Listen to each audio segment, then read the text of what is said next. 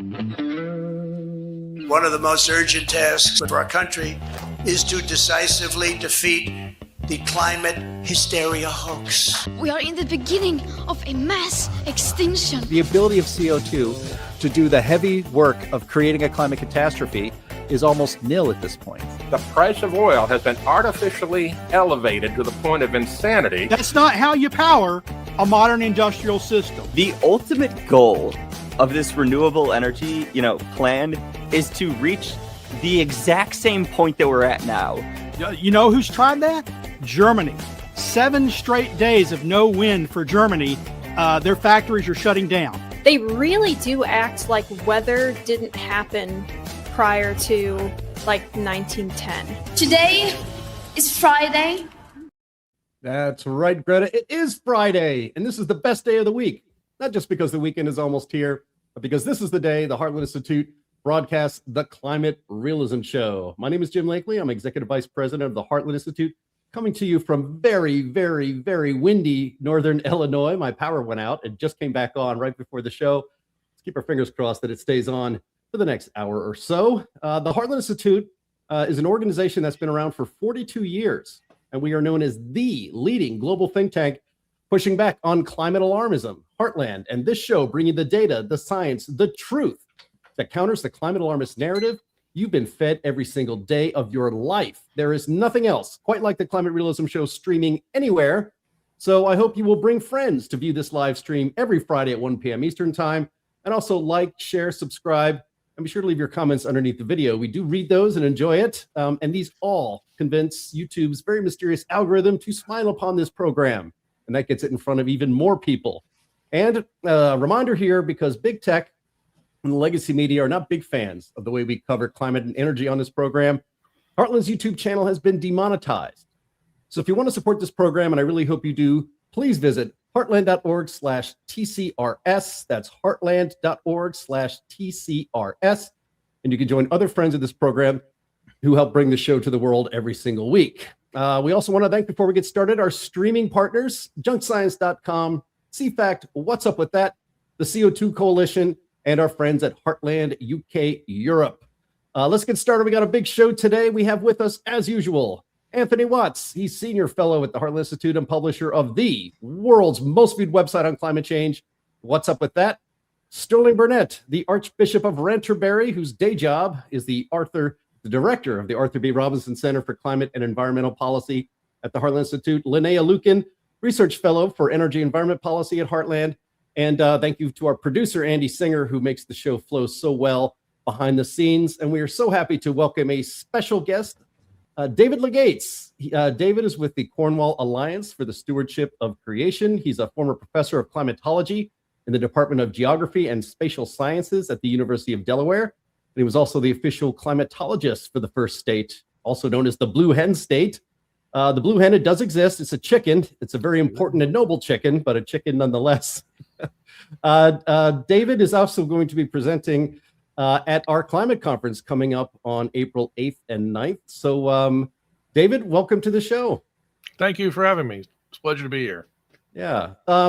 Before we get started with the show, you're friends with everybody here on this program and at the Heartland Institute, and we're very happy to have you on the program today and also speaking at our conference in April. And later on, we're going to get into a little bit of what you were going to present at that conference. But maybe you can let our audience know briefly a little bit about your battles for applying actual climate scientists to policy in the first Trump administration.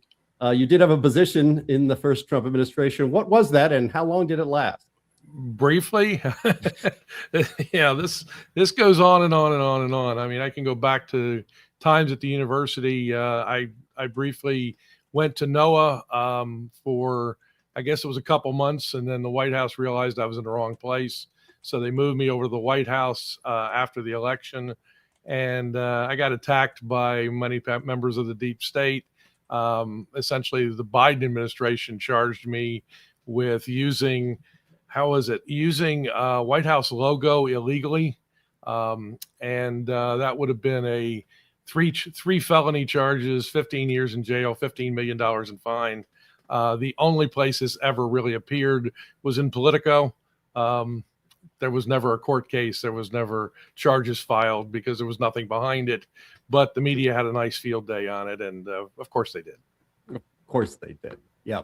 Well, as you can see, you could just tell by looking at him, David Legates is a very dangerous man who needs to be opposed by all means necessary, or else the truth might get out about the climate. So anyway, we'll get into that a little later. Again, welcome to the show. Very happy to have you here with us.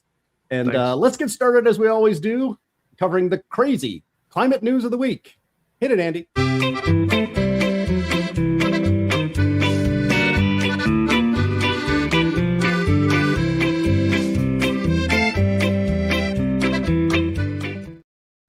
Thank you very much, Bill Nye. Our first item, it's on the thumbnail today, and this comes from the New York Times. We've labeled it Solar Space Lasers, but the headline in the New York Times is a big nightlight in the sky. Startup wants to launch a space mirror. The subhead to the article says, the company is seeking FCC approval to test an idea to reflect sunlight to Earth at night, possibly powering solar panels. Critics say it could be bad for people and wildlife. Wow, you don't say. It's a crazy idea, so let's get into it. Story reads, a startup company wants to light up the night with 50,000 big mirrors orbiting Earth, bouncing sunlight to the night side of the planet to power solar farms after sunset, provide lighting for rescue workers, and illuminate city streets, among other things. Scientists have questions about that. Yeah, I don't think you need to be a scientist to have questions about that, but there you go. If the FCC approves this crazy plan, a test satellite could get a ride into orbit as early as this summer, and the FCC's public comment period on this application closes on Monday. So you've been warned. Get over to the FCC's website. Quote from the story, we're trying to build something that could replace fossil fuels and really power everything, said Ben Nowak, Reflect Orbital's chief executive, in an interview. He said the company has raised more than $28 million from investors. So for those of you at home, a startup getting $28 million from investors, and most of it I'm guessing is pledged, not actually given in cash, that's pathetic. Somebody pitching an idea to have an IA robotic toilet wipe your butt before you get up could probably get 10 times that. Anyway, the New York Times does admit that this idea is controversial, but it's not controversial enough to keep off their pages. Anyway, the New York Times writes here, opponents say the mirrors could distract airplane pilots, mess up astronomical observations, and interfere with circadian rhythms, the light and dark cycles that help people, creatures, and plants know when to wake and sleep, when to bloom, when to migrate, and so forth. All right, that's enough. That's enough from that story. We actually, looking at this, as we were talking about it amongst ourselves, it brought to mind this scene from the James Bond franchise, and it's pretty funny. Andy, could you play this? The spy runs, but he cannot hide.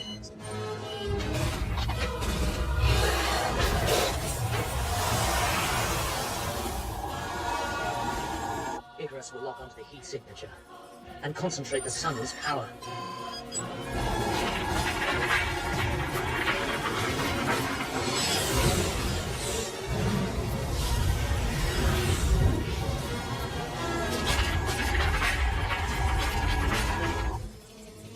Hey, boss, keep it to your time.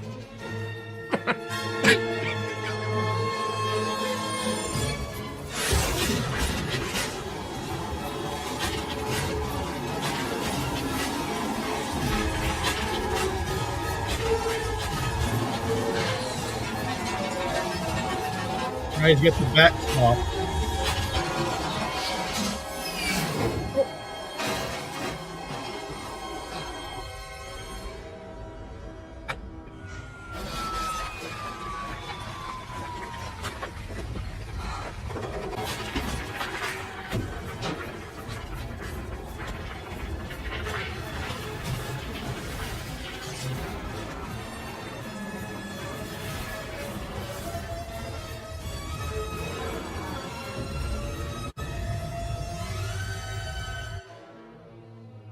Global warming is a terrible thing. Yes, global warming is a terrible thing. Thanks actually to Donald Kendall, who's on a lot of our shows and is our graphics designer and the head of our Emerging Issues Center. He's a big fan of the James Bond franchise. That is from Die Another Day. Pierce Brosnan's last appearance. Not so glamorous, I'm afraid. But anyway, that's just kind of funny. But Linnea, on a more serious note, perhaps, why does every Bond villain plan to fix the climate get serious coverage in places like the New York Times anyway? Because it's goofy. I don't know. I didn't have time before this to go and check the comments section if they still have one at the New York Times. Some of those publications do still have them, to see what the general idea was from, what the feeling was from people who actually read the New York Times and take it seriously. The which is a shrinking demographic, I believe. But it's the same thing with the Antarctica curtain, right? But this is on the energy production side. And the first thing that popped into my head, other than like killer space lasers, is one, I'm sure that the people in rural areas who live out where these like solar installations are really going to appreciate having night cycle taken away. Like they're just going to love that. That's going to be so good for the environment. That's going to be so good for everyone's like sanity who live in proximity to these things. Just completely and utterly thoughtless. The other thing is we keep being told that solar is super cheap. It's like, does an energy source that's super cheap benefit from having a massive, like 50,000 super huge mirror space array installed in order to improve its efficiency? Like, where does that math work out? It makes no sense at all, and that's probably why they only have $28 million invested. It's a whole new source of space junk floating around. Yeah, I didn't see that mentioned, and gosh. I guess my thought is, well, no, I won't go there. Look, I wish not only get shadow banned, but arrested. So I'm not going to go there. I'll just say the idea, the only justification for solar on a massive scale and wind on a massive scale is to fight climate change and CO2 emissions. This is going to be changing climate on a massive scale. These mirrors themselves will change the climate on Earth. I thought we were against that. And if CO2 is not a threat, this is even more idiotic than the solar and wind, which have some marginal benefit, at least in some locations. I think there is one benefit that people are not paying attention to with this, is that if they deploy these, 50,000 mirrors or something like that up in space to, turn night into day, we won't have to worry about vampires anymore. and we won't have to worry about daylight savings time. It'll be daylight all the time. It'll be daylight all the time. Yeah. David, you've done, I remember a presentation you gave several years ago. You were talking about crabs and the growth of crabs and all that stuff. Do you remember that? Yeah. So maybe I could just go to you. It's like, wouldn't it just be a lot easier just to build a nuclear power plant that can be on at night without needing any sunlight to generate electricity, instead of this convoluted Bond villain Rube Goldberg machine in space? Well, of course, and for a lot less cost. And part of the problem too is I thought we were trying to cut down on the temperature of the planet. So if you're going to send more sunlight back to us, isn't that just going to increase carbon dioxide or increase the warming of the planet? Isn't this counterintuitive? And I want to talk about the emissions from the launches of 50,000 space lasers. It's one of those things. They want money to study it, not money to do it, because nobody will ever pay to do it. Yeah. Fantasy and engineering are completely different things. Yep. Well, all right. Well, keep your eye on the sky. We'll see if that ever comes to be, and we will truly live in one of the worst Bond movies ever. All right. Our next item here is we're apparently going to start bugging the Amazon bugs. This story comes to us from What's Up With That? Headline: Study: Global warming could kill half the insects in the Amazon jungle. There is literally nothing global warming can't do. This is a post from Eric Worrell at Anthony's What's Up With That website. And it cites a paper from Julius Maximilian from the University of Würzburg, one of the oldest universities in Germany. The title of the paper is Climate Change Pushes Tropical Insects to Their Heat Limit. It claims that up to half the insects in the Amazon region could be exposed to life-threatening heat levels due to progressive anthropogenic global warming. This is shown by a recent study by the universities of Würzburg and Bremen. Quote, current evaluations of the heat tolerance of insects such as moths, flies, and beetles paint a differentiated and at the same time alarming picture, explains the study's author. According to the study, insects' ability to tolerate high temperatures does not simply adapt to their respective environment. While species at higher altitudes can increase their heat tolerance, at least in the short term, many lowland species largely lack this ability. The study, published in Nature, makes it clear that tropical insects have only a very limited ability to adapt to climate change. Quote, rising temperatures could have a massive impact on insect populations, especially in regions with the world's highest biodiversity. Since insects fulfill central functions in ecosystems as pollinators, decomposers, and predators, there is a threat of far-reaching consequences for entire ecosystems, unquote. Anthony, let's start with you. You know, like a lot of the stories we put up in the crazy climate news of the week, this smells a little suspicious. I mean, if cockroaches could survive a nuclear war, do we really need to stop driving our SUVs to save the Amazon insects? You know, I'm not the least bit worried about this for two reasons. Number one, as you pointed out, it's really tough to kill insects. They develop resistance to things like, well, you know, certain kinds of pesticides and so forth quickly. And so you end up with these resistant insects that, you know, learn to survive in the warmer climate, and there'll be just as many of them as before. The other thing is that this is another modeling-based study, and modeling studies can make all kinds of crazy projections that have no basis in reality, which is something we do on a daily basis, debunking these things at What's Up With That, as well as over at climaterealism.com. So I'm not the least bit worried about it. Yes, bugs are in our future, and they're there to stay. My first thought is, as Anthony points out, it's a modeling study. I wonder what they built into the models concerning temperatures in this sense. We have been told since the global warming scare originated that the poles were going to warm faster than the rest of the globe and more. But along the equator, the temperature change will be minor or not at all. And guess where Brazil lies? Not in the North Pole, not in the South Pole. The equator cuts through part of Brazil. They are going to see very little temperature change and have seen very little temperature change. So that's one thing that the models get right.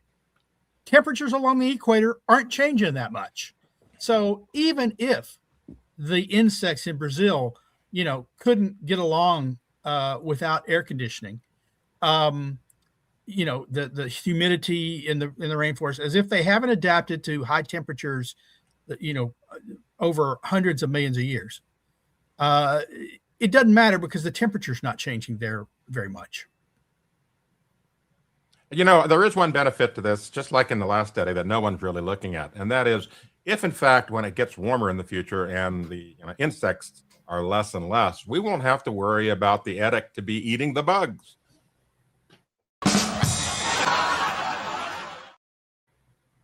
Yep, for sure. And people in the comments have mentioned that as well. It's like, you know, we're going to eat the bugs, but we're also going to kill the bugs. And I thought we were supposed to get giant bugs. I thought that was the promise. No, that's only from nuclear. That's only from nuclear bomb and power. You missed that. Yeah, I thought we were returning to like Cambrian conditions where we're going to have dragonflies the size of like a house cat. Well, that's horrifying. They've almost got those in Florida. They've got palmetto bugs down there. Have you ever seen those things? Oof. Yeah. Yep. All right. Let's move on to our third item, and that is never mess with the penguins. This comes from Fortune magazine. King penguins are a rare species seemingly benefiting from climate change. Here's why. Now, this story is actually from the Associated Press, and Anthony Watts' personal favorite AP climate reporter, Seth Borenstein. Don't get triggered, Anthony. We're going to get your response a bit later. But he writes, The warming world has disrupted the timing for plant and animal reproduction, and it's usually bad news for species that depend on each other, like flowers blooming too early and pollinating bees arriving too late. But researchers have found the rare critter that's getting a boost from the change: king penguins. A new study of 19,000 king penguins in a sub-Antarctic island chain found their breeding is starting 19 days earlier than it did in the year 2000. Mating earlier has increased the breeding success rate by 40%, according to a study in Wednesday's journal Science Advances. Now, I'm going to stop here and note that the very same author for the Associated Press, Seth Borenstein, he linked to a story in the original story that he'd written himself from January of this year. And it said that earlier breeding seasons, wait for it, were a bad thing for penguins. The exact opposite of what he just wrote today. In fact, I don't have the link for it, Andy, I apologize. But he wrote, warming temperatures are forcing Antarctic penguins to breed earlier, and that's a big problem for two of the cute tuxedoed species that face extinction by the end of the century, a study said. So Sterling, I've never seen you in a tuxedo. The penguin is not your spirit animal, but how can it be that global warming, supposedly caused by humans, is both horrible and good for penguins at the exact same time? Well, I suppose it's possible. Some penguin species may not do as well, but the problem is, where's the data? Not modeling studies saying it will hurt some penguins. Where's the data? They've got data on the king penguins. I like the comment, by the way. This is the king's protest. No more king's protest. But it's just when species are doing better, it's a problem for the climate, and when they're doing worse, it's a problem for the climate. I should say, full disclosure, Seth Borenstein bought me dinner once. I've met him. He used to interview me. He doesn't interview me anymore. Once they stopped covering, giving any kind of balance to their stories on climate change, Seth stopped calling. So this is just one more scare story. And even though it's good news, he says, oh, most species are not. No, almost all species do better. There's only a few species on Earth that actually thrive in really, really cold temperatures. That's just a fact. The Arctic is not awash in biodiversity. Neither is Antarctica. Where biodiversity is highest is the oceans, which aren't freezing, and the jungles, the rainforests, which also aren't located in the Arctic or Antarctica. So it's just wrong to say, oh, most species are being damaged by climate. No, most species are being benefited. Biodiversity is increasing. Yeah. David? See, what you're forgetting is that global warming leads to things like more flooding, more droughts, more hurricanes, more tornadoes, and so does global cooling. So anything can do everything. Just depends on what story we would like to write this afternoon. Yeah. Monsoons are getting better. The monsoons are getting worse. The monsoons are getting becoming less frequent. Hurricanes are speeding up. Slowing down, whatever you want. Yeah. Well, if a theory proves everything and is unfalsifiable, it's not really a theory or it's not science. It's not what's called Popper falsifiable. If there's no way to disprove what you just said, then there's no way it can possibly be true. Well, there has to be a solution that says, if this happens, then we're wrong. So we have a test. If I can just simply say, anytime you find something that's wrong, I just add that to the mix, then that's not the way science works. Even if it contradicts what I had. What you said 10 minutes ago. Yes. Yeah. Yep. I think sometimes we call it p hacking. I wasn't familiar with that term. Oh, it's just it's where you have all this data and stuff, and then you go hunting for a hypothesis to explain it. And in this case, the hypothesis is always that climate change is human caused and terrible. And no matter what data you have that says that things are like okay, or things are changing in one place or another, they're going to fit it into that hypothesis no matter what. Yep. Yep. Which is why, one, this show exists, and two, you very, very rarely see anybody on the other side of this debate anybody, because it doesn't stand up to scrutiny. Well, because it's not science. Look, science Right. is a method. It's a way of discovering, answering why certain phenomena occur in certain ways. You propose a hypothesis, you develop a theory, and then you test it against reality. And the testing is the key. The more that it isn't falsified, the more likely, not the proof, you don't prove it, but the more likely that it is to be an accurate representation of what's going on. But the more it is falsified, the more you make certain predictions and they're wrong consistently, the less likely it is to be true. And climate change just doesn't work that way. It's not science. Yeah. I mean, David, you've been studying the climate for a very long time, and you know, maybe you're not as much of an outlier in actually following the science as a lot of other scientists, but you know, I always think about, will they ever come around? Will some of these people that are pushing these unfalsifiable theories ever come around and actually examine the data, see the data, admit that they were wrong, and change their mind or change their position?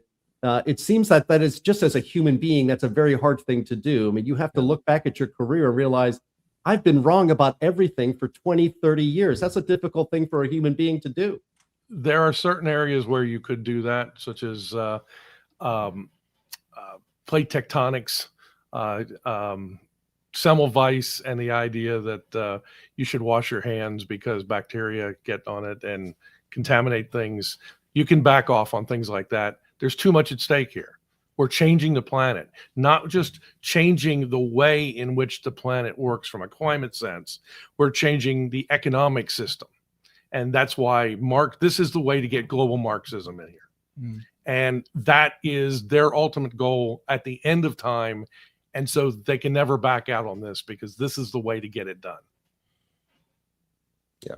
I think I've mentioned it before. So I don't know if David's ever done this experiment, but so I've been on stage or at conferences discussing things with a number of climate scientists, probably about 7 to date, really people on the other side. And I ask each one of them, I say, look, I know what it would take to convince me that climate change, that humans were causing climate change and it was dangerous and that we had to stop using fossil fuels pretty quickly. I said, what would it take to convince you that you're wrong? 5 of those climate scientists, there was nothing. There was no answer. Mm-hmm. Nothing would falsify their belief. One of them, Michael Mann, had an answer. Like I said, I'll give him credit to this day. He provided an answer. For him, all it would take was for all of physics to be overturned. He said that. There were other people standing around when he said that. I said, really? The laws of conservation of energy and entropy? He goes, everything I ever learned about physics would have to be overturned for me to be wrong about climate change. Wow. Talk about hubris and ego. Climate change really is everything for him. But at least he gave an answer.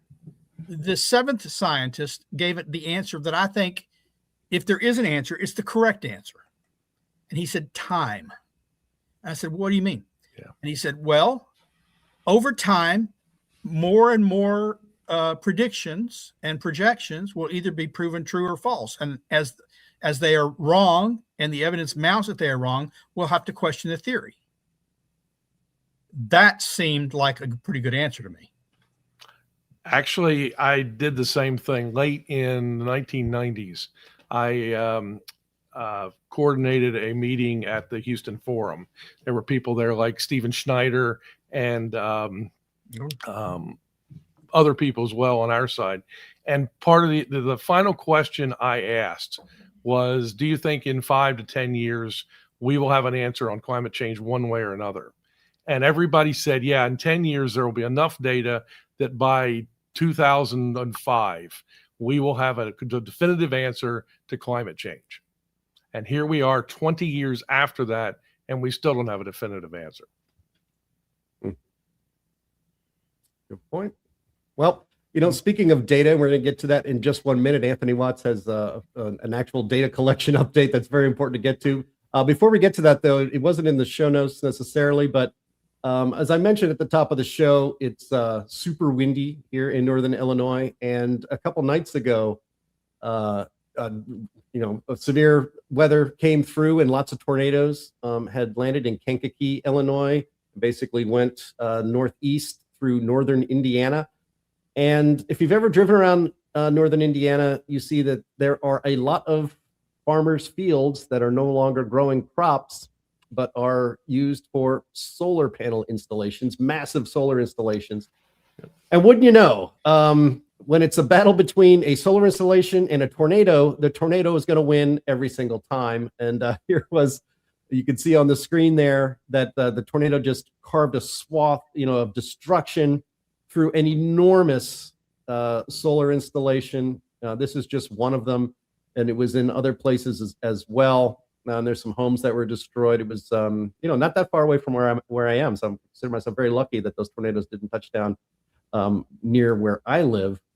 But maybe somebody could weigh in here. But this is now basically a Superfund site. This causes a lot of, there's toxic chemicals in these solar panels, and good luck taking all that out and trying to plant crops in it again, because the soil could be toxic.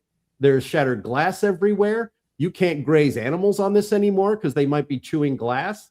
I mean, what a disaster in both sense of the word. Yeah, I looked into that. So I've yet to find a single nuclear plant or coal plant or natural gas facility providing 700 megawatts of power, which is what this was, that has been taken out entirely by a natural disaster. Well, Fukushima, there's that. Yeah. And they're bringing it back online. So I guess they can bring this solar back online. But I'll say this, Fukushima, how many years did it operate before the problem occurred? Oh, I think it was 40. 25, 30. Yeah, 30. This is 3 years old. Yeah. Weather happens every year. We opened one in Texas. It had operated for 5 years, and we had a hailstorm. Wiped it out. Yeah, I mean, if this storm had hail the size of grapefruits or my fist, it was unbelievable. I've never seen hail that big. Well, it just shows that climate change doesn't like solar panels. I'll just mention I woke up this morning in southern Delaware with 2 inches of snow on the ground. Yeah. It reminds me of something George Carlin said about plastics. He said maybe the Earth wants plastics for itself. And maybe what's going on here is the Earth is rejecting solar panels. Yeah. Well, I mean, look, obviously a nuclear power plant could be damaged by a tornado in that same area. But the point is, it's a much smaller target than that solar farm, that solar installation. That matters. That matters. Anyway. It's hardened. It's hardened. A nuclear facility is hardened against all kinds of threats. I'm not convinced a tornado. We've had tornadoes in Texas, and we've had tornadoes in Glen Rose. And we have a huge nuclear plant there. I've never heard of it being damaged by a tornado. Maybe the outbuildings, maybe the power lines running to it, but the core, under that huge concrete protective barrier, I've never heard of that being damaged. Yeah, much more hardened than this. Obviously, I mean, geez, it's ridiculous. But again, it makes that land unusable now in most respects. Yeah, well, all it takes is for the storm. To pull up one of those solar panels or to rip off one of those solar panels, or even just to be carrying like fence posts or cows or whatever it is that the tornado is carrying along with it. And just like the debris damage from all of that is significant. Yeah. I mean, you don't even need a tornado. That hail would have pounded it into dust. Yeah. So. That's what it did in Texas. Yep. All right. And like you say, the leaching of all the chemicals from these panels, that's happening not just after a natural disaster. I covered a story in Climate Change Weekly a few issues ago where they had done a study, and they found that solar panels, they're trying to make them more efficient, less heavy, thinner. As they're doing that, they're cracking. much more easily. Even in the warehouses, before they're even installed, they have already cracked. And so it turns out that they leach these chemicals around them. They did the study. They went under. They sampled the soil, and it's like, yep, this is leaching into the soil. So all of you people who have your solar panels on your home, even the ones that aren't cracked, though that's becoming more common, drip, drip, drip. Chemicals are leaching into your soil. Your house will soon be declared a Superfund site. Yep. All right, we wrap this up. Anthony, you have a quick story? Yeah, I used to do television meteorology in Indiana at WLFI TV in Lafayette, and I saw a lot of storms like this way back when. And you talk about hail the size of grapefruits or your fist or whatever. Yes, I've seen that too. One of the funniest moments that ever happened in television broadcasting of weather happened in the late 70s when David Letterman was the weekend weatherman at WTHR in Indianapolis. And I remember this vividly because it just made me laugh. They had a hailstorm going on down there in Indianapolis. And he got on the air and said, "There's hail coming down the size of canned hams." Oh, yes. Back when David Letterman was funny. Those were the days. Yeah. You sure about that? Right. All right. Well, Anthony, since we just threw the discussion over to you, let's keep it with you. And we have proof here of bad temperature readings. Now, this comes. Andy could put it on the screen. It doesn't 100% necessary, but we released at the Heartland Institute news this week that a new temperature study in Reno finds that the urban heat island bias is involved in the official weather station nearby. So just a little background of Anthony, with the support of Heartland and our supporters, have been working on what we call the GOATS project. GOATS stands for Global Open Atmospheric Temperature System.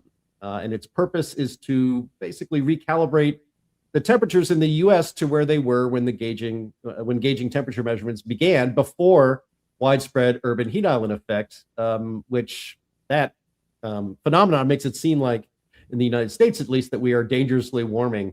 Now, Anthony has designed and placed such temperature stations to negate that heat island effect, so that we get accurate readings of what the temperature really is. And we announced this week the results of your installation in Reno, Nevada, Anthony. Why don't you explain what happened here and walk people through it? Well, this is a project I've been working on now for about 3 years, and measuring temperature properly is difficult. And when we've learned this through all the work that we've done looking at Stevenson screens and the MMTS things that the National Weather Service uses, and the fact that they get yellowed and so forth and so on. And so there's all kinds of biases which can creep into temperature measurements. The other thing that we noted is that a lot of the original airport stations, the ones that were really, really early, like back in the days of Lindbergh, were grass fields, and they had to take aviation measurements there. They had to take the temperature every hour and all that stuff. Well, Chicago O'Hare is a perfect example. The three-letter identifier for Chicago O'Hare is ORD, but that's from when it was first put together. It was Orchard Field before it got renamed. And literally, that's what it was. It was a grass field. So all these airports have turned into these concrete megaplexes. Reno, in particular, has a tremendous UHI signature, and I mean tremendous. And it has, in the past, been identified as having as such, but they just don't pay attention to it when it comes to the climate records. Climate Central, which is an activist organization, has gone out and looked at the temperature records in Reno coming from the weather stations that in the middle of the center of the runways. Great for measuring their airport runway conditions for flying, not so good for anything like climate. Now, back in 2009, actually, I did a study on what's up with that, and I made this graph. I drove a vehicle where I had a calibrated temperature sensor attached to the side window, the passenger window, with a proper shield on it, and I drove it at night from 11:15 p.m. to 11:39 p.m., north-south transect on Virginia Street. And you can see there, look at that, the temperature differences that I logged as I went along that path. It was huge. And that helped me strike up a friendship with Mike Auger, who is a veteran television meteorologist at KTVN in Reno, now retired and teaching at the university. But he was fascinated by this. And so we ended up collaborating over time. And finally, about 2 years ago, he helped me get permission to place a weather station at the airport. And it was just 1.1 miles southwest of where the ASOS station was, in the middle of the runways and so forth. And I logged data constantly over 2 years, every minute. We had an outage for a few days that we couldn't deal with, but we got that sorted out. But anyway, we had almost completely 2 years of parallel data. And then when we went and analyzed it, and the results were striking. The temperature differences on a continued basis were as much as 3 degrees difference, and it happened over 90% of the time. So the people like, Climate Central that are making claims now that Reno is the fastest warming city in the nation due to climate change, we can prove that that's not the case. Excellent work. David, I'll ask you, I mean, how much faith have you had, or should the public have, in what is presented to us as official temperature data all across the United States? Well, a lot of people like to say, that when you take the measurement, it's cast in stone. It was measured perfectly, and that data is correct. And anytime you're dealing with weather data, you realize it varies. I mean, I work with precipitation, which is even worse than air temperature. I mean, you've been in the case where you're driving along in a car and you're in a deluge, and all of a sudden you emerge and it's not raining at all, and you look back and it's raining behind you. And so rainfall varies considerably. I mean, I am about 4 miles away from the Greenwood weather station. We get data from that Greenwood weather station. Never mind the fact it hasn't been there in almost 40 years. Because what NOAA does is it reinterpolates all the observations. So you think it's an actual observation. Instead, it's a model simulated estimate from surrounding stations so that they have a continuous record by which they can do their interpolation. I mean, that's not the way data are contained. And then, it gets worse with precipitation because everybody uses different weather observations. The French use one that looks like a bucket. The Dutch use one that looked like it could use a beer stein when it's not raining. They're all at different heights. And the problem with rainfall is where you try to actually catch mass. And so we tend to underestimate the actual amount of precipitation that falls. And globally, it's about 11%. But it gets worse because of the logarithmic wind profile. Higher from above ground, you get the faster the wind speed. When you get lots of snow, you get more loss. And they have a tendency to put the snow gauges higher above ground in snow events because, snow builds up on the ground. So you get more loss of snowfall. And it's a mess. And we tried to put together for my dissertation was a global climatology of precipitation. And you have to deal with the fact every country has a different way of measuring rain, different way of measuring snow. There's discontinuities across the border. They change things. This is one of the things that bothers me is everybody shows the climate extremes index from NOAA. NOAA has put together this climate extremes index that looks at how climate is changing. And I think item number 4 is the frequency of 1 day precipitation rates. And when you see this curve, they plot a smooth curve to it, and it is increasing over time and dramatically so. And then the question becomes, this means that world is getting wetter, we're getting heavier rainfall, more flooding, and that the models say exactly the same thing. We know from the Clausius-Clapeyron relationship, warmer temperatures, we should have more water in the atmosphere. So when you condense that moisture, we should get more rainfall. It all works together, the physics, the observations, except I took one look at the record and said, gee, I know what's going on. So what I said was, look, in 1990, we started a project with the National Weather Service modernization. Before 1990, Every hour you had an observer that went out to a rain gauge that was sitting at about chest high, and he would stick a dipstick in, and he would measure how much water there is from the last hour and dump it out. And you do this every hour of every day. National Weather Service said, we've got to operationally fix this so that we don't have to have people doing this.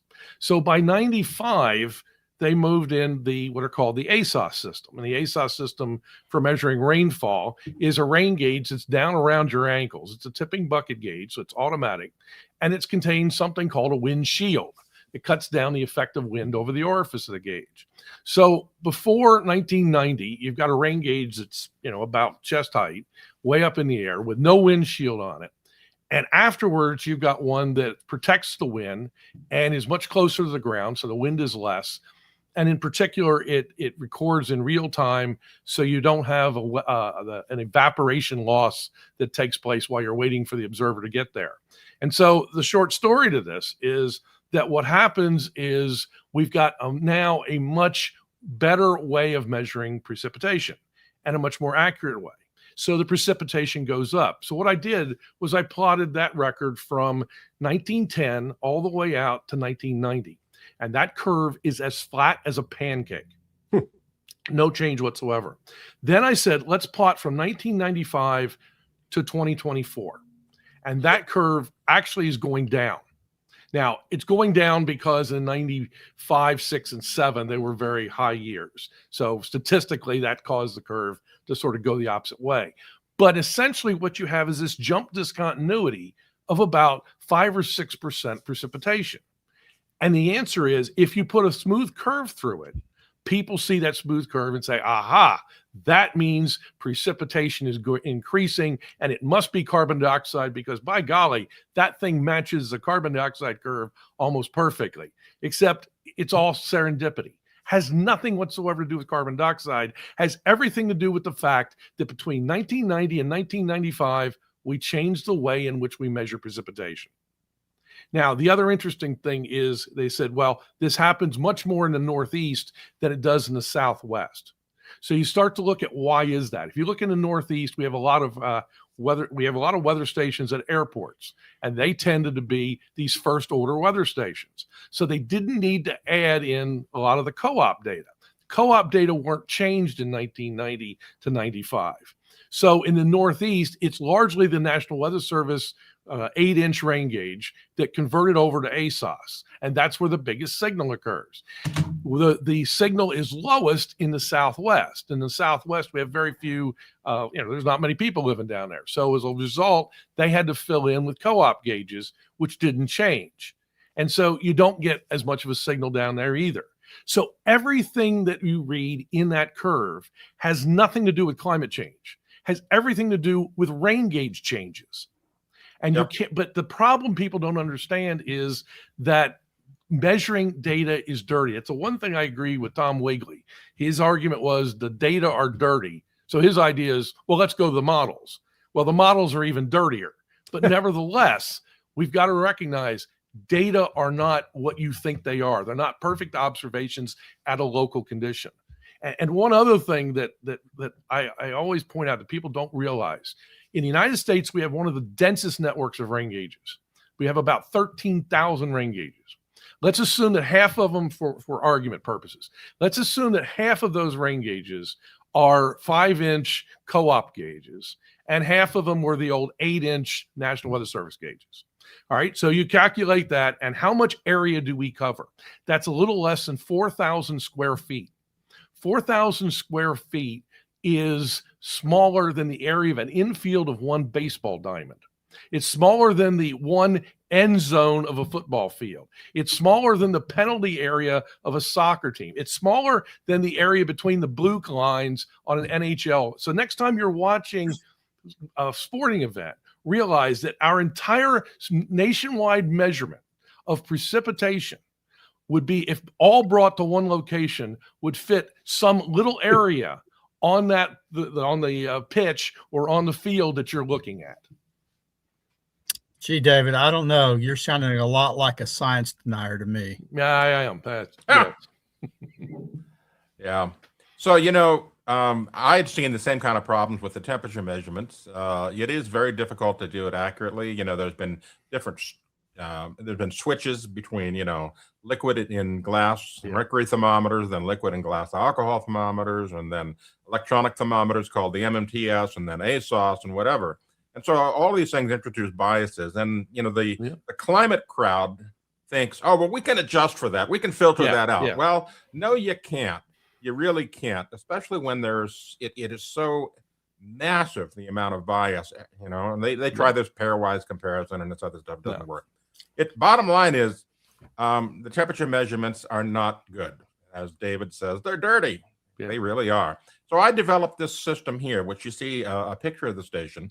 Now, I knew head on when I took on this project that a lot of the people out there would say, oh, well, this climate denier, he cobbled together this piece of junk or whatever, and it's not accurate and so forth and so on. They come up with all kinds of arguments like that. I will point out that those shields that you see, those three there, that is modeled after the USCRN, the United States Climate Reference Network, and the way that we set it up. And those shields are actually approved by the World Meteorological Organization, and they actually do a better job of insulating against, infrared and other kinds of biases than the ones that are on the USCRN network. They're less expensive, and they're made by a company called Bariani, and they're over in Lithuania, believe it or not. But they've been selling these things like hotcakes because they're so good. In fact, they did a test once where they spray painted one of these things black and looked at the temperature change in it, and there's no difference. And the reason is because the spiral nature of these things causes the vortex of air to come up into it. They're self-aspirating, so they work out really well. I'll be having this a station just like this on display coming up at ICC 16 Climate Conference, which we'll be having in Washington, D.C., April 7th, 8th, 9th. And you'll be able to get some hands-on and talk to me about it and see some other things I've done with it. And there's also going to be the ability of, if you'd like to get one of these stations or sponsor one of these stations, we'll set you up. Yeah, there's a monetary cost associated with it, but it's not anything like what you'd get out of the government. Those USCRN stations, they cost upwards of $30,000 to $40,000 each. Ours is about a tenth of that. Yeah, you should email. I'm putting it across the screen right now. You can email think.heartland.org. That's just one of our emails, easy enough to remember. Think at heartland.org. Yeah. Yeah. Think at heartland.org. And then we can put you in touch with Anthony. You can learn more about how you can actually support the distribution of more of these stations, and also actually get one if you have a suitable property in your house. So, yeah. And as Anthony also said, you will see this you'll see this at our climate conference in Washington, D.C., April 8th and 9th. There'll be one on display for you. They're actually pretty impressive. They're pretty neat. That's April 8th and 9th in Washington, D.C. I have to tell you all that space is limited. I've been saying that for weeks. Space is almost running out. We're only going to have enough room for maybe another 20 or 30 paid attendees. So if you want to meet everybody on this show, if you want to see what a real weather station looks like and why they're necessary for accuracy across the country, if you want to not just meet David Legates, but so many wonderful speakers at this conference, you can go to heartland.org. There's a feature right there at the top that can take you right to our climate conference page. You can get more information. You can see the entire speaker list. And I can't believe I almost forgot. Our conference is going to be kicked off with a plenary breakfast speech by EPA Administrator Lee Zeldin. I've been told I'm allowed to say so out loud, so here I am doing it on our show. He's going to have a lot to talk about, a lot of great stuff to talk about. So we're very honored that Lee Zeldin will be joining us at the conference. Definitely, you want to be there. If you're in the DC area, you definitely want to be there. If you're not, you're going to want to fly all the way out for this. The program is fantastic. You'll never forget this experience. Believe me, if you've never talked to these people, if you're interested in this topic, it's the best. So hope to see you there. Again, go to heartland.org. You can click through and get to the climate website and get your tickets. Space is limited. I'm not sure if I'll bring my miter, but if so, I may be selling dispensations there. So. Climate dispensations from the Archbishop of Rancho. That's nice. Yeah. Speaking of the conference, David Legates, you are on the program at least once. What are you planning to talk to us about? Because it is going to be live streamed, so people can see it if they can't make it in person. But what's striking you to present on this year? Well, the same thing I just talked about moments ago about precipitation measurements. So I guess you don't have to come to listen to me, at least. If no, I'll have a lot more to talk about and a lot more to show. But yeah, essentially precipitation, how bad it is and how difficult it is to measure. Yeah. I mean, I've never been to. Actually, that's a good question. I haven't even thought about this before. David, you've come to, I don't know, at least a half dozen. We've had 16 international conferences on climate change. I think you've been to at least 6 to 10 given presentations easily. You've been given, you've well-earned climate awards as well at these conferences. Do you go to other conferences? Are you invited to present at other conferences? What is it like to go to, I don't know, a non-climate realism climate conference? Well, I haven't been to one in a while. A lot of them, they get overrun by people that are alarmists, and they really don't like to have you speak. I spoke at a group, not Heartland, but it was a group like Heartland, and we got attacked on stage by people that rushed the stage. So hopefully, your climate conference will have more people in security than apparently they had. But nevertheless, yeah, these people don't want you to speak. And it's odd. If you're on the program, they try to get you off the program. We did one in Florida once where literally we were X'd from the program at the last moment because they knew what we were going to say and did not allow us to say it.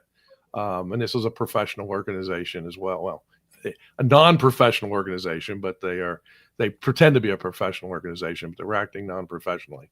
But yeah, I've run into those kinds of issues. It's not fun. Yeah, I mean, we've invited the Heartland Institute and our co-hosts, CFAC, CO2 Coalition, and What's Up With That. We've invited, I don't know, people that disagree with a lot of the scientists that present to our conferences in the past. You might remember Scott Denning, I think, from Colorado State University years ago, came and he didn't agree with a lot of the other scientists that were there, but he found the experience to be intellectually stimulating. You mean scientists don't always agree on everything? I thought science was the idea of this is what we believe and you have to do that. Otherwise, you're just out of the group. Yeah. Yeah. Oh, no. Different. I didn't realize that. Okay. Yeah, I don't think so. And actually, what if you come to the conference or if you watch it when we live stream it all day, each of those 2 days, right here on these very channels, you will see that a lot of the scientists that we invite to present disagree among themselves. This isn't just some, this isn't some conclave of religious fanatics on climate. This is a collection of scientists and engineers. Some of the most interesting things I have learned about the climate, I've learned eavesdropping at the hotel bar, listening to engineers and scientists argue with each other about stuff. So it's really intellectually stimulating. I'm really looking forward to it. I can't believe it's only a month away. It's fantastic. It's because the science is never really settled. It's an immensely, particularly the things that are important. Yeah. It's an immensely humbling experience to go to these climate conferences and have all of these, truly brilliant people talking to each other and bouncing ideas off of each other and stuff. And even when you think that you're pretty well versed in everything that they're talking about at first, as it gets deeper and deeper, you just kind of like eyes glaze over a little bit when you're, at least for me, when I'm standing with some of the people that we have as speakers casually, their presentations aren't going to make your eyes glaze over, but like when they start to get into the depths that there was not time for in the presentation slot, it can get like stunningly complicated, and it's really fun. It's really fun to get to listen in on some of that. Yeah, and we designed the program so that there's plenty of time, 25 minutes after each panel presentation, 25 minutes for Q&A from the audience. And that, frankly, is where some of the best parts of the conference are that. Not just listening to the presentations, but the interaction with the audience. It's really great. So again, if you can be there in person, tickets are limited, but you can watch it all streaming right here if you cannot be with us in person. All right. Well, it's also very impressive, and I do not have a segue because I had one. Again, I have a segue. I'm the king of the segue that was 20 seconds ago, and I couldn't get it. It's gone now.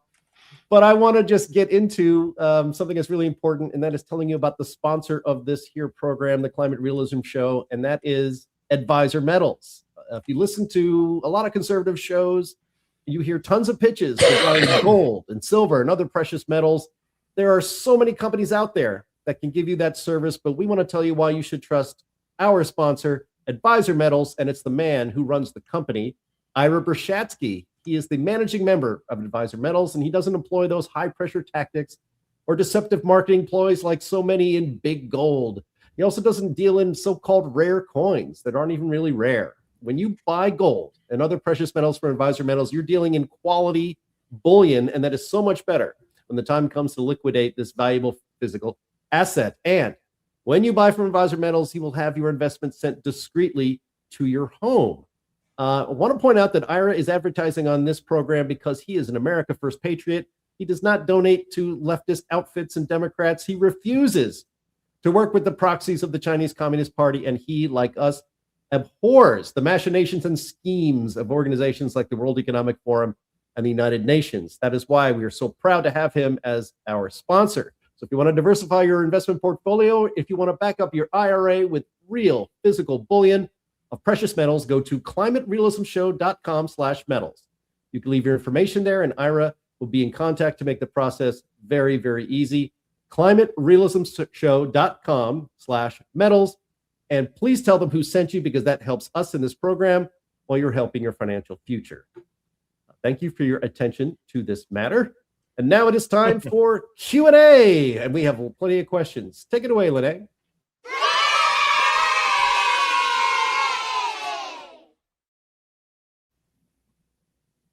Absolutely. Thank you very much. And I am, as always, looking forward to doing Q&A here. I'm going to get right out of the way right away the question that was directed towards me from our good friend Ray, who said, was all the limestone and chalk and carbon dioxide in the atmosphere previously life post-Cambrian explosion? So there's a little bit to unpack here for the audience who might not know what some of these words mean.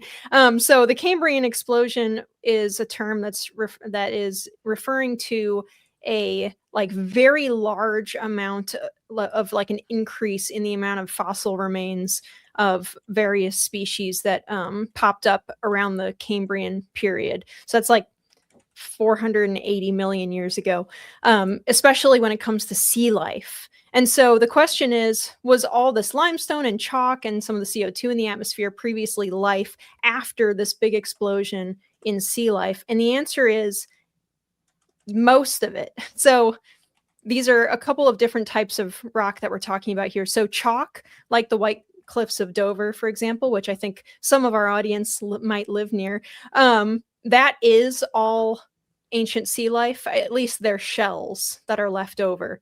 So micro shelled organisms pile up over millions and millions of years on the ocean floor and eventually become this chalk. And so that is then all from life. Limestone is mostly, I think most of the limestone on the planet also comes from similar little fossil critters, but not all of it. And carbon dioxide in the atmosphere, much of it is from life, but not all of it. Carbon dioxide in the atmosphere can also come from all sorts of different geological processes and chemical reactions, all sorts of stuff. So much of it was, yes. And the time scales that we're talking about here are pretty incredible and kind of hard to wrap your head around, right? So the Dover, for example, I think was deposited, that would have been 90 to 70 million years ago.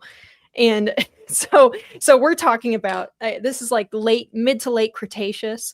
So this is tens of millions of years of critter pile up that we're talking about. It's not like all of a sudden it all went sunk to the bottom of the ocean all at once and got compacted.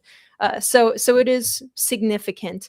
And then just for context too, like the Permian Basin in Texas, and that's going to be like Permian Carboniferous period, where a lot of our, if not almost all of our like fossil fuel reserves were deposited during that period. And that's in the 250 to 350 million years ago range. So that's even before, or no, that's after the Cambrian explosion.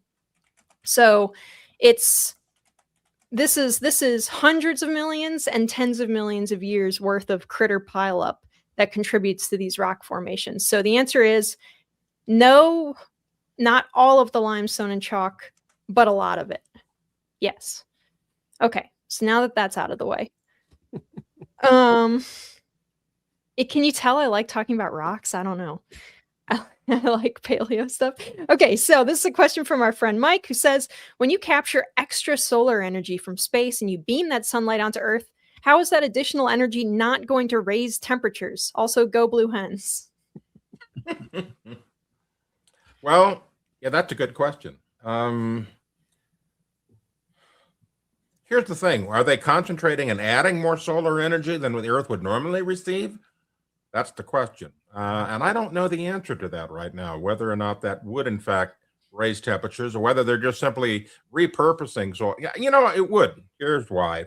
At night, we're going to get solar energy added to the Earth that would not normally be there. So, yes, it will raise temps. I just thought that through. So there you go. Yeah, I mean, it would seem it would have to, right? I mean, if we're smart, we can then stick out rotisseries where the beam is coming down, and we can have chicken cooked without using ovens anymore. Yeah, let's hope that it's not concentrated if they do it. Let's see. That's not a slap at the Blue Hens, is it? I would never slap a blue hen. Okay, very good. Roasted on a spit in the with the space the sun space laser. Exactly. All right, Gerard Marsh says, is there not already enough junk floating around in space? That's a good point too. We do have a lot of junk in space. And that's a lot of junk that can crash into it, which is another thing that Mars Rock asks, which is, with all the space junk in orbit, how will the mirror be safe? Well, I wonder that too, because these things are going to be huge. So they're a big target. And there's already a concern about stuff that's in orbit creating a cascade failure, where we have one event where something impacts something else, and it creates such an extra debris field that it's like a domino effect, and it gets worse and worse. And the next thing you know, we have a very, very large orbiting junk pile made up of smaller bits and pieces of everything that's been destroyed. And that's really a big issue, because if you've got a ring of junk like that, launching stuff past our atmosphere and up into really, really risky. And so, there's just no really good upside whatsoever to this mirrors thing. It's going to make the temperature warmer. It's going to cause the light at night that people don't want. I mean, wait for the lawsuits to come up with that. Number 3, engineering it's going to be a nightmare, if not impossible. And then number 4, we got the space junk problem. It's just a big loser of a program. Well, can you imagine trying to launch a manned space mission through basically a river of knives traveling at 187,000 miles an hour? So we have this be about 18,000 miles per hour, not 187,000. That's the speed of light. So Chris Nisbet says, taking the idea seriously for a moment, though, wouldn't the mirrors have to continually move around to get the angle of reflection correct? And that's true. They would have to have, basically geostationary, right, orbit. I believe that's the right word. But we've been able to do that for decades and decades. So I don't think that would necessarily be the hard thing. I think the hard thing would be, there's tons of micrometeors and stuff up there that are zipping around, smacking into stuff. I think you'd have a problem there. Why don't we put a giant magnifying glass in orbit and then have it directed, and have it burn something on the ground to spin boil water and spin a wind turbine? That would work too. That would be a great savings, because solar energy is free. Therefore, that program would be cheap. Okay. Charles Rotter, this is for you, Anthony.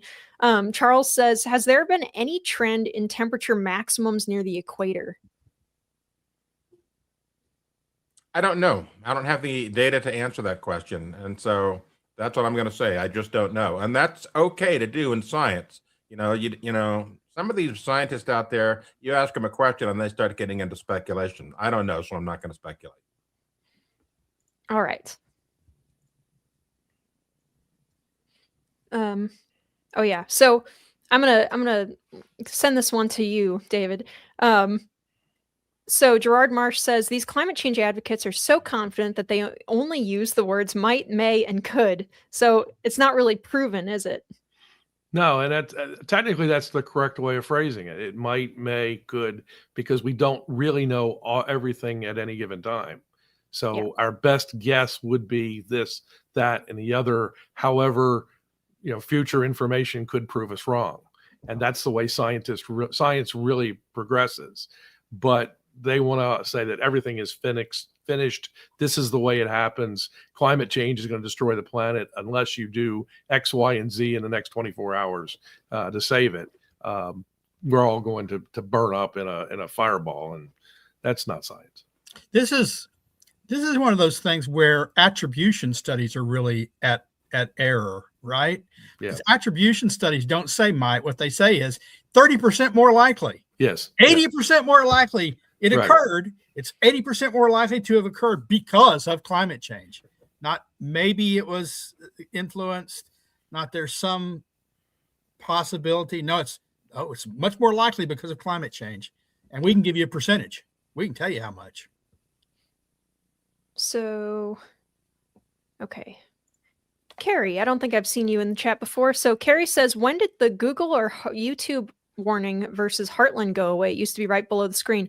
I think they put it on after the video goes, like it stops being live, maybe. I'm not sure. Jim? I think once you, I think this has happened with me because I've heard conflicting information on this. Some people say they see it, some people say they don't. I think once you click the little box to get rid of it one time, it stops showing up. If that's the case, that's a huge improvement over what it used to be. There shouldn't be any warning label on this show at all. It's a joke. Yep. Warning, Alrighty. you might be exposed to truth and fact. Yeah, watch out.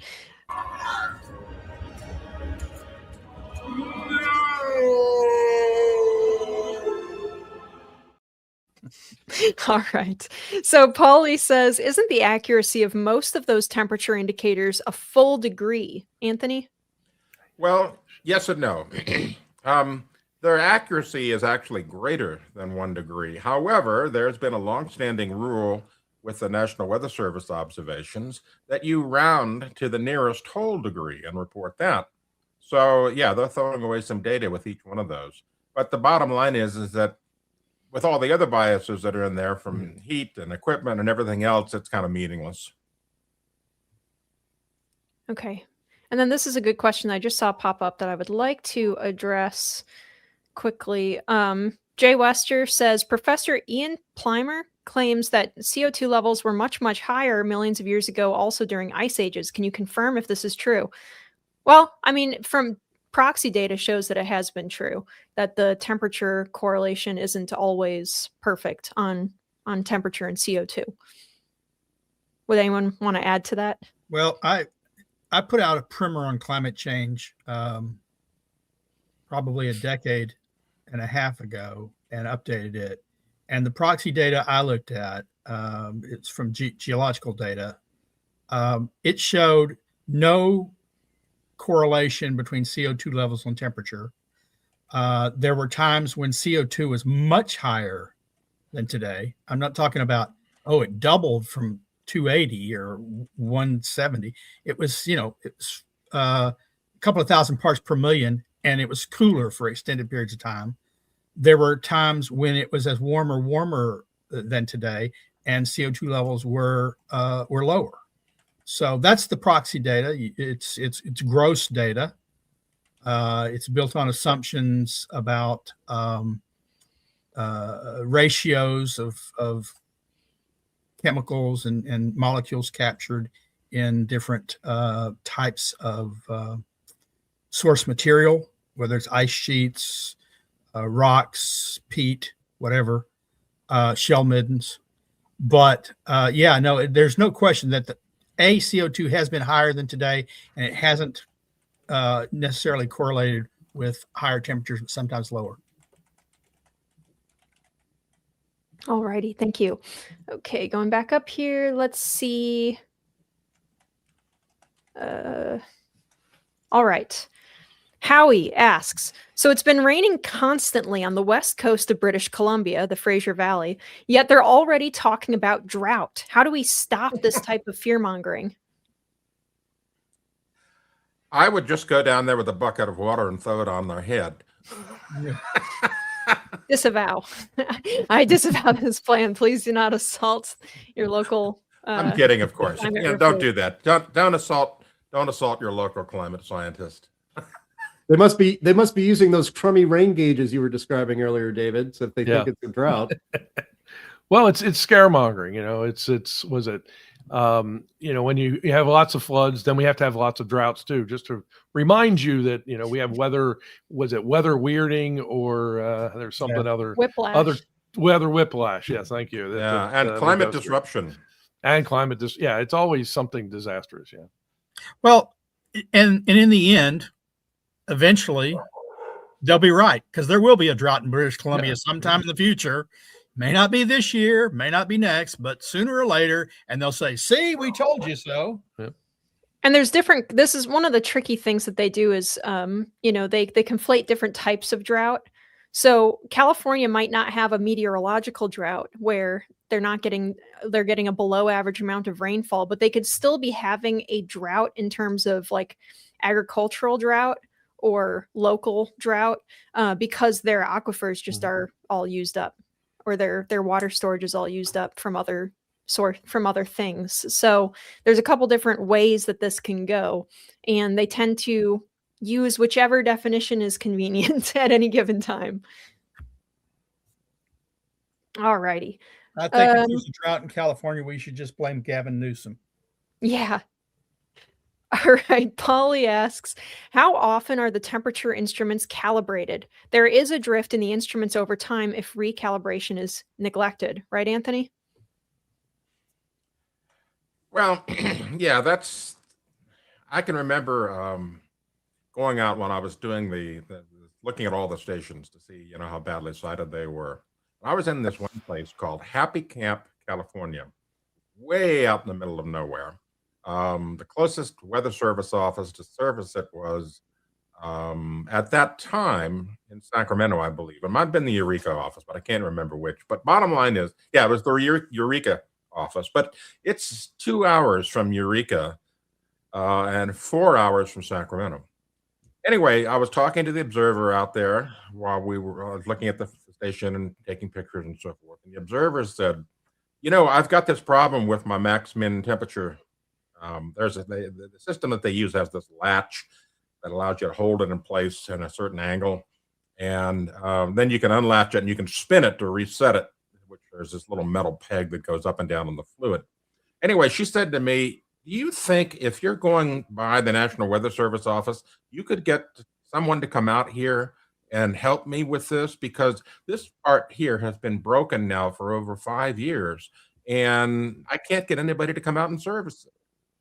Well, gosh, let's not worry about the long-term accuracy. It's more about whether they can get the guy out there, fix the problem, and get him back home in time for supper, because they don't want to spend, money for overnight accommodations and so forth. So, yeah, a lot of these stations go uncalibrated and unserviced for long periods of time. All right. Thank you. Okay. This is a good question. I'm going to direct it to both David and Anthony, but I'm going to let David go first. This is from Peter, who says, if human added carbon dioxide is responsible for climate change and 10 to 25% of the total is anthropogenic, how does the climate know which CO2 molecule comes from humans? Has no way of knowing. Once the molecule's in the atmosphere, it's in the atmosphere. Its history is long since lost. Absolutely. Anthony, will your temperature stations be available in Europe? Yes, if you want them. I don't know. We've not deployed any in Europe, but we certainly can. The key to getting one of these, and we're not just going to provide these to anyone, by the way.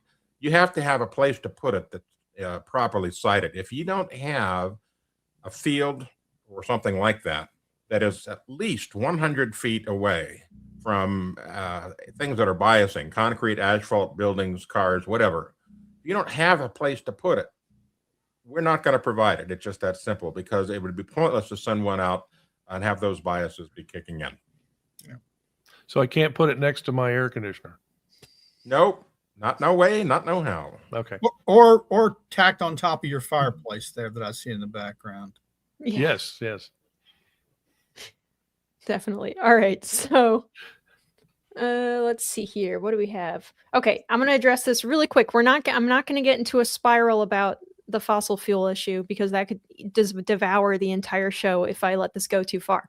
We will try to have a show. I think we're going to try to get Matt Weilicki on sometime to do like a 2 geologists nerd out about rocks for an hour episode someday. But so Garth Bowen has a good question, which is, why do we assume that all the oil and gas was from fossils? Many planets have carbon that can be converted to hydrocarbons. This is true. There is a lot of methane and ethane, and sometimes possibly pentane, although I'm not sure that we have actually proven that one, in space. These are not fossil fuels by definition, unless unless somehow, there were big swamps on the other planets that we don't know about, but we don't know about that. So as far as we can tell, these are not from biological sources in space. But also hydrocarbons that are simple hydrocarbons like methane are really easy to produce chemically. Things like oil are really difficult to produce merely chemically. And the oil that you find on Earth is a much more complicated chain than what you find in space so far. I'm not saying it's impossible, but so far, that's the fact. The reason why we assume that not all, but most of all of the oil, but most of the gas that we find on Earth is from fossil sources is because we find them in locations where we expect to find it. So, petroleum geologists aren't just randomly going out there poking holes in the ground and finding oil everywhere. Not every sandstone deposit is going to, or shale even sometimes, is going to have oil and gas in it. But where you look for oil and gas are places where you know that there was an ancient creek bed, ancient swamp, ancient inland sea, or near shore sea. And so places where there's a high quantity of ancient biological debris is where you find oil and gas. So the reason why we believe, or we assume, that all of the oil and most of the gas on Earth comes from ancient living material is because that's where we find it. and so it's a fairly good correlation. You can't just pop a hole anywhere and find oil and gas. If that was the case, we wouldn't have the problems that we have today with siting, right? So I'm not going to spend forever on this because there's a lot of nuance and stuff. Oh yeah, and Charles Rotter is correct as well here in the chat, where he says, not to mention you find traces of original organisms. This is part of the reason why petroleum geologists will also sometimes have backgrounds in paleontology, is because you're not going to find, like, when we say fossil fuels, we're not talking about like dinosaur bones. We're talking about like microorganisms and decayed ancient plant matter. Fossil is just like a catch-all term for something that's been buried for a long time. It doesn't mean bones. Colloquially I can't speak words today. In modern usage, when you hear the word fossil, your brain is going to assume like dinosaur bones, but that was never the case. The word fossil just means something that was buried. So from the etymology or whatever. But so don't tell Sinclair Oil that who's I know I'm breaking hearts left and right. My heart was broken when I got into high school physics or high school geology physics classes and found out that it wasn't all dinosaur juice. So, but so that's part of the reason why, like, I'll stand up for myself and I'll say, I'm not going to stop using the term fossil fuel. I get mean bullying emails and comments all the time from people demanding that I stop using the term. I'm not going to, simply because it's what we use in petroleum geology, and there's nothing wrong with that term on Earth. So, I mean, if I'm talking about hydrocarbons in general, then space methane counts as a hydrocarbon. But yeah, so we can't talk about this anymore because we could talk about this forever. But I wanted to address it because it is a good question, and it's not a stupid question. Because people just don't know this stuff. You don't get petroleum geology courses in like regular geology class usually. So I like to answer that question when I can. All right. Chris has a good question for David, which is, have scientists always taken model outputs so seriously? I'm afraid, yeah. Early on, it was a way of testing theories. And so you put together a model, you use all of the physics you currently have, you convert it to a series of equations, then you convert the equations to executable code, you run the code, and my goodness, all of a sudden, the temperature of the Earth goes through the roof, and that must mean the end of the planet. But to some extent, think of it this way. A model is sort of a creation. You spend an awful lot of time building it. It becomes like your child. And the next thing you know, it's telling you things that are scary, and you want to believe them. And so it's easy to believe models. As you know, Tom Wigley said, the data are so dirty. Let's just look at models. It's so clean. Everything is perfect. I don't have problems with station moves. I don't have problems with new instrumentation. I don't have all these problems that we talk about with observations. I can get spatial measurements everywhere. I can average whatever you like. And then you stop and realize, but what were the assumptions built in? And in some cases, the error bars are much, much larger than what we had from the original observations to begin with. And so we tend to forget always the error bars, that there's uncertainty associated with data, but there's a lot of uncertainty associated with modeling, particularly based on the idea that we assume it works this way, and it may not. And there's a lot of things we don't know about the climate system yet, surprisingly. I mean, the assumptions are key. Another key is whether they actually even do the math right. When I was in graduate school, I had the experience where I asked a professor when I was looking at some complex formula, I said, look, you do this all the time. How often do you go to a conference or read a peer review of paper and discover that the math was wrong? And he said, what do you mean? And I said, well, here's a formula. Honestly, I read this formula. I can't do this. So how often do you look at the formula and say, well, you got that number wrong, or that note right there, that denomination is incorrect? And he said, I've never known anyone who to check it. Yeah. And most of these models are so complex. Yeah. No one knows all the code. I mean, back in 86, when I was a grad student, I had a copy, I think it was a GFDL model in code sitting on my desk. And it was like 50,000 lines of code at the time. Well, now it's like, 20, 100 times bigger than that. Nobody knows everything that's in there. So you assume it sort of, it works and it doesn't need checking. But there's, I remember somebody else did a study. They took the same piece of code and they ran it through a number of different compilers. Same machine, same hardware. The only difference is how do you convert that from, say, Fortran to assembly language so the computer can run it? And there's different ways of doing that. And they ran the models and they kept getting completely different answers. So it was nothing that we could control on the end. If you assume the model was perfect, nevertheless, converting that from a computer language to the assembler language that the computer uses made all the difference in the world in some cases. So this is kind of a good question to follow up that. This is from someone over on Rumble, JFKE farts, I guess. I don't know. Kefert, I don't know. So they say, I've been arguing with climate alarmists online. It can be entertaining, but is there any solid research supporting the fact that ocean warming is driving increasing CO2 levels and not the reverse?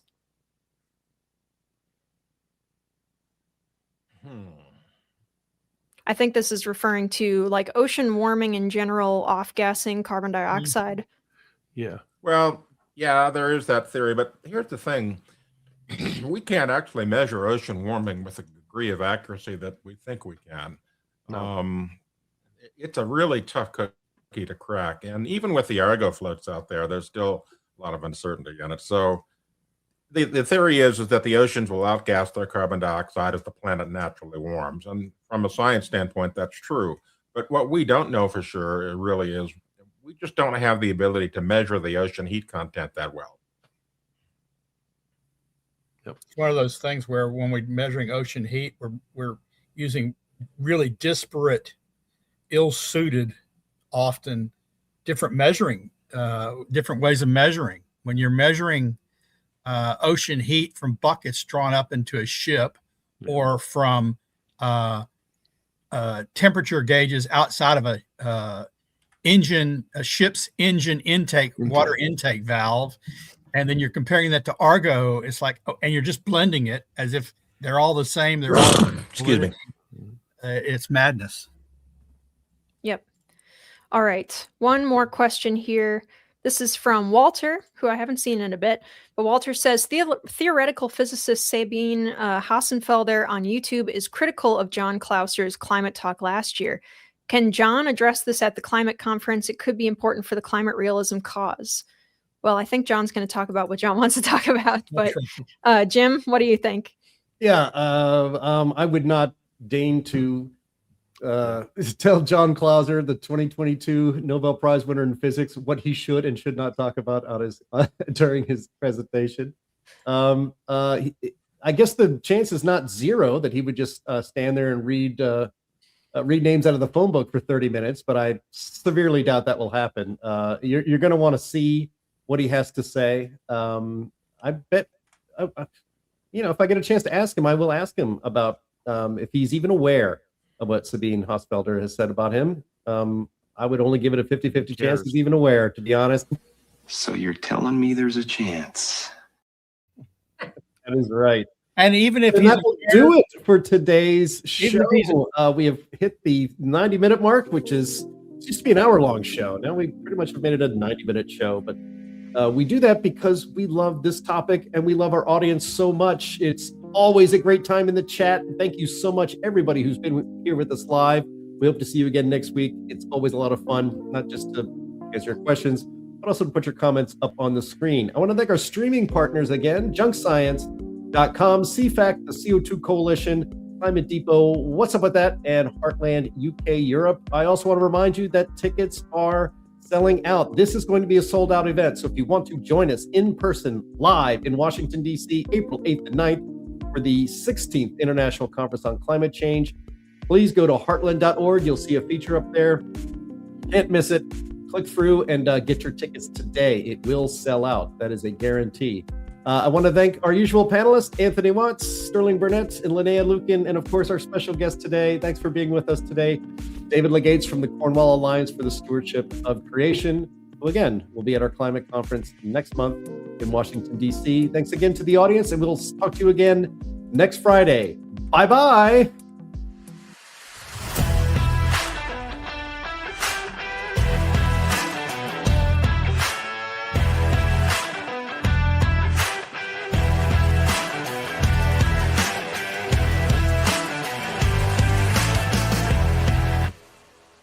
How dare you!